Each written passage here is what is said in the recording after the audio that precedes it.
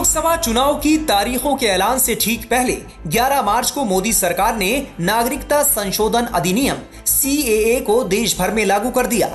इसे मोदी सरकार का बड़ा मास्टर स्ट्रोक माना जा रहा है। CAA को लेकर अधिसूचना भले ही अब जारी हुई हो, पर कानून 5 साल पहले ही संसद में पारित हो चुका है। देश भर में हुए विरोध प्रदर्शनों के चलते इसे अभी तक लागू नहीं किया गया था। बीजेपी शुरू से ही कहती रही है कि वो CAA लागू करके अपने पड़ोसी देशों से आए हिंदू शरणार्थियों को नागरिकता प्रदान करेगी। सरकार का कहना है कि इस कानून से मुस्लिम लोगों को कोई खतरा नहीं है, किसी की भी नागरिकता नहीं छीनी जाएगी, बल्कि इससे नागरिकता मिलेगी। बीजेपी के लिए पिछले लोकसभा और विधानसभा चुनाव में ही CAA लागू करने का वादा एक प्रमुख चुनावी मुद्दा था। जानकारों का कहना है कि बीजेपी सोचती है कि CAA हिंदू राष्ट्र के उनके एजेंडे को आगे बढ़ा सकता है और हिंदू वोटरों को पार्टी के प्रति ध्रुवीकृत किया जा सकता है। बीजेपी जानती है कि इस मुद्दे का विपक्ष जमकर विरोध करेगा। विपक्ष जितना इस मुद्दे का विरोध करेगा, उतना ही बीजेपी को फायदा होगा। कांग्रेस समेत विपक्षी पार्टियां अब भी CAA का विरोध कर रही हैं, इसे लेकर सवाल उठा रही हैं। हालांकि सरकार का साफ कहना है कि इससे लोगों को नागरिकता मिलेगी, न कि किसी की नागरिकता छीनी जाएगी। चुनाव से ठीक पहले सरकार ने CAA को लागू करके बड़ा दांव चल दिया है। विपक्षी इसका विरोध कर रहे हैं, जिसका सीधा फायदा बीजेपी को मिलता दिख रहा है। CAA का नियम बन गया है। इसके लिए हम अपने भारत सरकार, प्रधानमंत्री जी और गृह मंत्री जी का बहुत अभिनंदन करना चाहेंगे। मैं बहुत विनम्रता से कहना चाहूंगा, CAA देश के अल्पसंख्यकों के खिलाफ नहीं है। देश के मुस्लिम से इसका कोई लागू नहीं होता। इसका एक और एकमात्र उद्देश्य है, जो पड़ोसी देशों में पीड़ित हिंदू हैं, पारसी हैं, सिख हैं, बुद्धिस्ट हैं, जैन्स हैं, वो भारत में आए तो उनको सहूलियत मिले, ये उसी के लिए। कांग्रेस पार्टी कह रही है सरकार पोलराइजेशन करना चाहती है, इसलिए कांग्रेस पार्टी से और क्या कहा जाए भाई, वो तो ऐसे ही सफाया हो रहा है, तो थोड़ा दम धरें। बता दें कि पश्चिम बंगाल में बांग्लादेश से आए मतुआ समुदाय के हिंदू शरणार्थी काफी लंबे वक्त से नागरिकता की मांग कर रहे हैं। इनकी आबादी अच्छी खासी है। ये लोग बांग्लादेश से आए हैं। CAA लागू होने से इनको नागरिकता मिलने का रास्ता साफ हो गया है। पिछले लोकसभा चुनाव में भी बीजेपी को मतुआ समुदाय ने भर भर कर वोट दिया था। 2024 के चुनाव में बीजेपी को अगर फिर से मतुआ समुदाय का वोट पाना है, तो ये कानून इसके लिए मददगार साबित होगा। बंगाल में मतुआ समुदाय की आबादी करीब 30 लाख है। 2014 के चुनाव में बंगाल में बीजेपी के पास सिर्फ 2 सीटें थी। इन्हीं समीकरणों के बल पर 2019 चुनाव में बढ़कर 18 सीटें हो गई और 2021 विधानसभा चुनाव में बीजेपी दूसरे नंबर की पार्टी बनकर उभरी थी। लोकसभा सीटों के लिहाज से यूपी 80, महाराष्ट्र 48, तो बंगाल में 42 सीटें हैं। सीटों के लिहाज से बंगाल तीसरा सबसे बड़ा राज्य है। ऐसे में CAA के लागू होने से बीजेपी को मतुआ समुदाय का वोट खुलकर मिलने की संभावना है।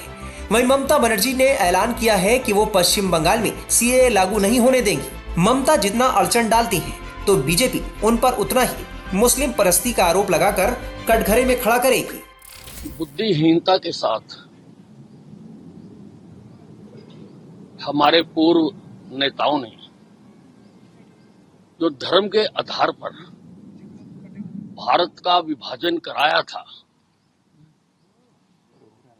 उससे जो लोग उस वक्त हिंदुस्तान में नहीं आ सके और इन अलग अलग देशों में धर्म के आधार पर प्रताड़ित किए गए,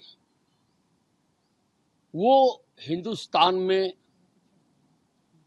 जो 2014 से पहले के आए हुए हैं, उनकी नरक की जिंदगी है। वहां से छोड़कर आगे हिंदुस्तान में, यहां उनका कोई अधिकार नहीं है। इसलिए उनको नागरिकता देने का ये बहुत बड़ा काम किया है मोदी जी ने, ताकि वो भी शान से अपनी जिंदगी जी सके, अपने बच्चों को पाल सके, उनको बड़ा कर सके। चुनाव से ठीक पहले जिस तरह से सरकार ने CAA को लागू कर दिया है, इतना तो तय है कि इस बार के लोकसभा चुनाव में ये मुद्दा छाया रहने वाला है।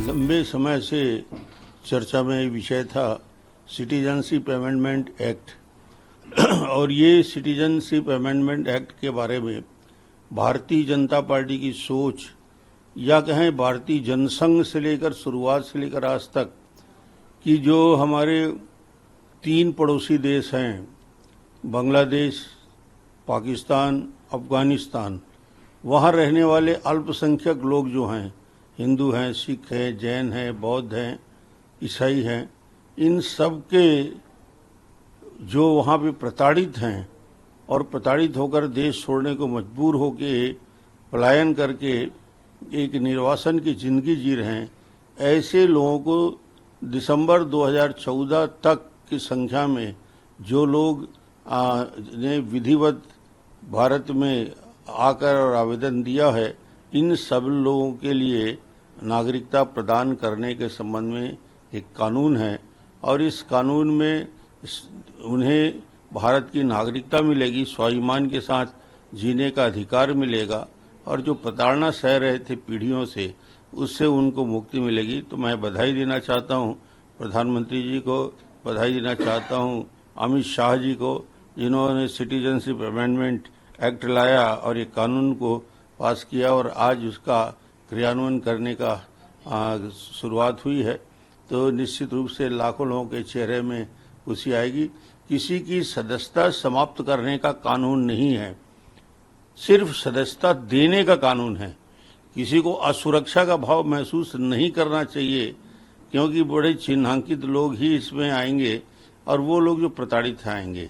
तो ये स्वागत योग्य है, पूरा देश में इसका स्वागत हो रहा है। दरअसल 2019 के लोकसभा चुनाव से पहले बीजेपी ने सीएए को अपने घोषणा पत्र में शामिल किया था। इसे पार्टी ने बड़ा मुद्दा बनाया था। गृह मंत्री अमित शाह हाल ही के अपने चुनावी भाषणों में कई बार नागरिकता संशोधन कानून सीएए को लागू करने की बात कर चुके थे। उन्होंने ऐलान किया था कि लोकसभा चुनाव से पहले इसे लागू कर दिया जाएगा। अब केंद्र सरकार ने इसके लिए नोटिफिकेशन जारी करते हुए इसे लागू कर दिया है। टाइम्स नाउ नव भारत डिजिटल की रिपोर्ट।